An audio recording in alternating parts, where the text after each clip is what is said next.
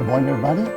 I'm happy to be here with you today. My name is Father Hewes. I'm from I think officially it's called Sacred Heart at the Shrine of Blessed Stanley Rother. Everybody just calls it the Shrine. It's a very, very glorious place to be in. My journey to the priesthood was a little bit different, I think, than most people's, because I wasn't Catholic growing up. I grew up a Methodist. Grew up in a very small family, just myself and my parents. I was the only child. My parents had me late in life. It was a really good life. Sometimes you don't realize how good you have it till later on in life. And after I became a priest and listened to stories, I thought my childhood was normal. I think everybody had parents that loved them, and that you went to church on Sunday and you prayed together. I thought that was normal life. I didn't realize that they were different. So I was really blessed to have some really loving parents. But they died young. My dad died at 63 of a heart attack while I was 9, and my mother died at she was 45 with cancer of the liver when I was 15. So that's when my world kind of got changed. My little secure world, all of a sudden, it was very, very different. And now my question, where was God? I mean, we went to church twice on Sunday and on Wednesday. That was what Christ just did. Then we went to anything else that was there. My dad taught the adult Bible study. My mom taught children, right? What we would call catechism in the Catholic Church, but they called it Sunday school. So I came from a family very involved in church. It was a very important part of our life. We prayed every night. We read the Bible. But then when everything got shaken up, my faith really just went down. I just didn't know where was God at. And I tried to go back to the Methodist church, but we'd sit in the same seat for my whole life over there. I couldn't go there. I'd see that spot, and I couldn't go in there anymore. And it's kind of led me on a journey away from God, unfortunately. And then I had the good fortune of getting a golf scholarship to West Texas State. When Buffs. Well, So you're speaking his language. And I think one of the reasons I chose that place, I liked it because it was in the Missouri Valley Conference. That was a good conference to have more competitive golf, but I thought I could get away from my problem. Kind of like Jonah, I was kind of running. If I get over there, maybe it won't be there when I get there. But you can't run from your problems. I got over there, and it was wonderful playing college golf and being a college student. But I didn't know anybody when I got there. And I'm kind of a shy person. Luckily, golf's a game that kind of brings people together. So I made friends among the team. But unfortunately, their practices weren't mine. They like to party. I never even drank a beer my whole life. And to that point, I'm 18 years old, and I never drinking a beer. I was very, very innocent. Unfortunately, I got exposed to the world and really fell away, fell into that kind of lifestyle. And I thought, well, it's going to be glorious, this lifestyle is, but it was so empty. It was so empty. There's just not much in that lifestyle. But it's hard to get out. That was the thing. I went through all 4 years, and I said, when I leave, I'm going to get out of this one. Once I leave college, and it still didn't get out, still kind of going to those party scene things, but still finding emptiness. Working in the golf business at Trusper Park, still played a lot of amateur golf around, competitive golf. I remember one time I had too much to drink and blew the lead of a golf tournament. There was a man I really respect named Ted, and he says, "What are you doing with your life?" He goes, "Get back in church and get yourself together. Don't be hanging out with these guys." He goes, "You're just wasting your time." And it really hit me. I said, he's right. But my question was, how do you come back when you're so far gone in the shame and all the guilt for the mistakes you made? I remember another friend who was also a golfing buddy. He goes, "Let's go to church." He goes, "I heard there's this church in Del City that's called what's it called? I can't remember. It's a Baptist church in Del City on Sooner Road." And so he goes, "There's a lot of young people there our age. I think it's going to be a good place for us." And so we went that night. I remember when the pastor was saying some prayer, I don't remember what he said, but it was like Jesus was standing right in front of me. I said, "Lord, I don't want to ever live that way again. Set me free." I felt this incredible peace in my heart. And I was transformed. I can't explain it, but I never went back to that lifestyle. How old were you? I was 25. I was 25 then. And now it's just this hunger for God. I didn't even have a Bible anymore. The next day I went straight to Mardell's and bought a Bible and started reading and praying. And like my back home used to do my young days, going to church every chance I got as a Protestant. Twice on Sunday, on Wednesday, Bible studies. But then I started really studying the Bible.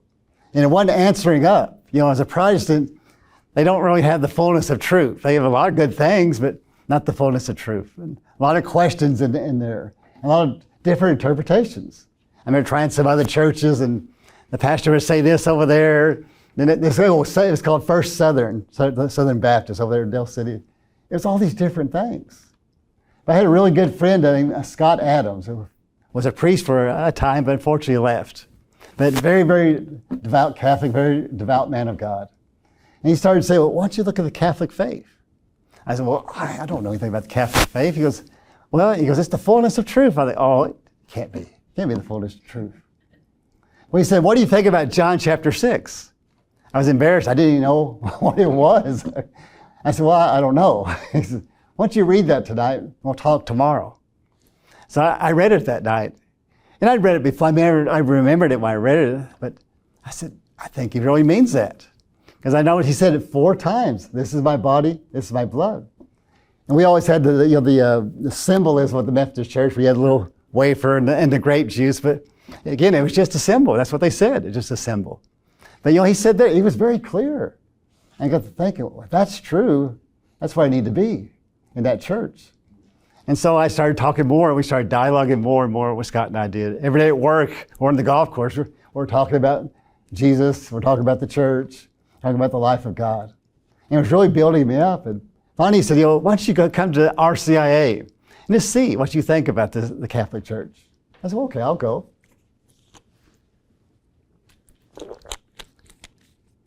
I had a very different experience. When I went to pick up Scott, his car was broken, so I went by his house to pick him up. When I went to his house, I smelled this smell of roses. I thought it was his mom's perfume. And so I just kind of dismissed it. Then we went to the meeting room for the RCIA, and I smelled it again. I'm like, it's got to be the perfume. I even asked Scott, I said, do you smell that smell? He goes, what's that? I said, it smells like a beautiful smell of roses. He goes, well, that's the Virgin Mary. I'm like, oh. No, I didn't know anything about Mary. I mean, I knew she's the mother of Jesus, but as Protestants, you don't talk about Mary, unfortunately. And then when I got in the car again, it was there. I said, okay, God, there's something you want to tell me about. I think it's the Virgin Mary. It's something good. And so I started looking more into Mary. And I had such a great relationship with my mother, it was real easy just to fall right in with her. Because I totally trusted my mother. And so I totally trusted Mary. I started praying the rosary. I remember how hard it was at first because I didn't have the prayers memorized. It took me 45 minutes to just say 5 mysteries. And I was exhausted after that. I was like, oh my goodness, this is hard. I had to get in shape for this. But then, you eventually start learning the prayers, and it was a beautiful thing. And then I went to my first Mass. It was on a Saturday night. It was actually the feast of St. Therese the Little Flower, but it was the Saturday night vigil. And we went to St. Andrew's and More. And Scott didn't explain anything to me. Well, if you know Scott, that's kind of the way he is. He forgets sometimes about the details. And so we went there, and I didn't know about the up, down. And I'm like, what are we doing here? Because, Protestant, you just sit down. And at the very end, you stand, and you go. But there was something sacred, though. You go in a Catholic church, and people are kneeled down praying. I said, you know what? There's something special here. I can't figure it out, but there's something special here. Especially in that Mass. I mean, I didn't understand of it. I knew there was something sacred. And when the priest lifted up the host and the chalice, there's something very sacred here. I don't know what it is, but it's very sacred. So I wanted to go back. Eventually I started going to daily Mass with him. I wasn't even Catholic, but I loved it. We'd go to St. Anthony Hospital. At the time, Father John Walsh was there. Father John, very interesting character, Father Walsh, but he was really a big part of my conversion as well. Him and Father George Pupius, who was the pastor of St. Andrews. Another really big part of my life. Just, man of strong faith. And Father Pupius was very much, he's an outdoorsman. I thought that was really kind of attractive to me because I was an outdoorsman. I love sports, love golf. So I think, you can be a man of God and still love these different things. And so it was a beautiful, beautiful experience. And then, of course, we're getting close, to Easter time. And it was so exciting, to receive the Easter sacraments. I'd been baptized just before that, October 23rd, at the Baptist church, because somehow I missed it, because we don't, Protestants don't baptize children. And so, I missed it when I was supposed to do it the teenage years, but then my mom died, so I didn't get baptized. And I really didn't pay attention to that till then. They asked me, and I said, I don't know. And then I was at the Baptist church. They want you right away. They want you to be baptized. And, that was also a powerful experience. And it really got me to thinking more about God. And the next day I cut my hair. I had long hair. You wouldn't imagine. But I had it for vanity. It was just for vanity. I said, I need to cut this. It's not appropriate to be a Christian and look this way. Jesus said that's why his time was. And my dad would have rolled over his grave if he saw me with long hair. He hated long hair. Because I remember, I grew up in the 70s during the hippies. And he goes, you're not going to be a hippie. Get your hair cut. And so I got my hair cut. But more than that got changed. So it was wanting to be a Christian. Wanting to be a follower of Jesus Christ. And this hunger, to grow closer to him. But I was finally getting in the Catholic Church. The Mass was just incredible. Then the rosaries. I love to go to rosary groups. Different prayer meetings throughout the diocese. And I just couldn't get enough. Books. Started reading all the books I could get my hands on. I was at St. Thomas More every week. It was over there on 44th and Penn at that time, at Old Brahms. So Joe and Vicki Wilbanks owned that. And they went to St. Andrews. And so every week I was looking for different books.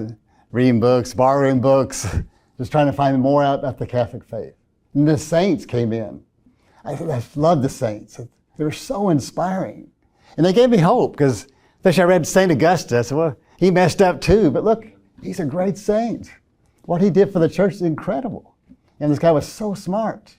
And it's totally, it's inspiration after inspiration with these things. And the Easter Vigil, it was incredible. The Holy Thursday night was really, really powerful. Good Friday, incredible. And of course, the Easter Vigil, when you get all your sacraments. So they're super powerful nights. And again, I felt I was changed to get even deeper, wanting to be holy now, wanting to holiness. Still going to Mass every day. And then I got introduced to the Holy Hour. I didn't know about adoration until then. And my friend Scott again invited me to the Little Flower. And it was in the old church, the beautiful church that they have there. Again, I was struck by beauty. I said, this place is so beautiful. And then when Jesus was on the altar, I said, that's truly God. And I got on my knees, and it's incredible. Also, now I want that all the time. I started making the Holy Hour. Everywhere I could find one, just going to a chapel and praying for an hour every day. It's just the hunger was there. And I'm thinking about now even being a priest. But I'm thinking, how can I be a priest? My past was not good. I'm a shy person. How can a shy person be a priest? But the Holy Spirit just slowly kept working. It kept being more and more attractive to me, the priesthood did. And then after I came to the church, I made Cursillo number 31 in Enid, Oklahoma. And I met Ray there. We lived it together. I went to Cursillo 31 too. And it was a powerful experience. Again, I just really felt strengthened. And I met a lot of young men, godly men there. And I really thought, I think I could do this priesthood thing. I think, yes, the Cursillo really supported me in that. I loved the Ultrayas. We come together. Had a great small group. I met with, actually, 3 of us got ordained. Scott Adams became a priest for a while. Jeff Willard became a deacon, and myself were in that group. It was a great group. I look forward every week to seeing them and praying with them and sharing our faith together. That really helped a lot. I realized the importance of support group. You need support in life. I've always been the loner. Golf, you can be a loner in golf. I just put my whole life into golf when I was away from God for all those years. And that's kind of how I survived, just, keep my attention on that. But now I realize, turn it to Jesus. Put your attention there, but you need to be with others. Catholic Church teaches that, we're a community. And it's such a powerful thing, to have a church community. So that small group was awesome. The Ultra was awesome, and so was St. Andrews at that time. We had this dynamic group. People were just on fire for the Lord. I couldn't wait to every Sunday Mass. It was always exciting. People were singing and participating. Afterwards, we'd go talk about our faith in the parish hall. It was just wonderful. And God really blessed me. Just to give me a parish that on fire. It was such an incredible experience. I didn't realize how good it was till kind of moved away. And you see what? Not everything's quite as perfect as it was there. And like it was God's grace. I mean, God could do that in any parish. And then about a month later, I got a chance to go to Medjugorje, Yugoslavia, where Mary had been appearing to those 6 children there. And that was another incredibly powerful experience. And I got to see the Universal Church. There's people from all around the world there. And they had a mass at a different hour all day long. And so I went to the Italian Mass, I went to different masses just to see what it was like. Well, I realized it's the same Mass. Yeah, the language was different, but it was just, I could follow it very easily, my little missal. I thought, wow, the oneness of this. We can't talk to each other, but we know we believe the same thing. We all knelt down together. I said, this is an incredible thing, this worldwide church. See, this had to be what God had planned. Then the confession, these lines for confessions were just amazing. And I really started seeing the power of confession. Because you'd hear the testimonies that people would go to confession and come back to God like I did years away. And just find this great peace in God and mercy, which I've learned later as a priest. One of the most important things we do as ministers of mercy. People need mercy. And I think that was one of the things, when you fall very deeply, you learn about mercy. You become a lot more merciful. When people come into a confession and they're away from God, it's very easy to relate with them, because I was there before. And I think it helps me kind of talk to them that there is hope.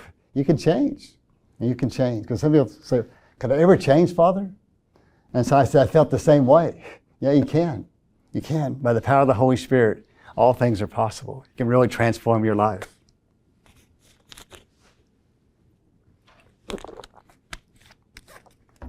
When that moved me towards seminary, and I was trying to discern that religious life or the diocesan life. And I started off with the religious life. There was this priest I met, he came to St. Andrews for a mission, Father Luke Zimmer. And he was trying to start a new community called the Sacred Hearts of Jesus, Mary, and Joseph. And he already got the women part started, and he was wanting to get the men's. And so I went and joined him and 11 other guys out in Fillmore, California, which is in Southern California. And also Father Joe Ards went, and Father Scott Adams went as well from Oklahoma. And so we were going to join this group, and I think my attraction was just the excitement. The charism was going to be doing missions, parish missions. That just brought me a lot of excitement.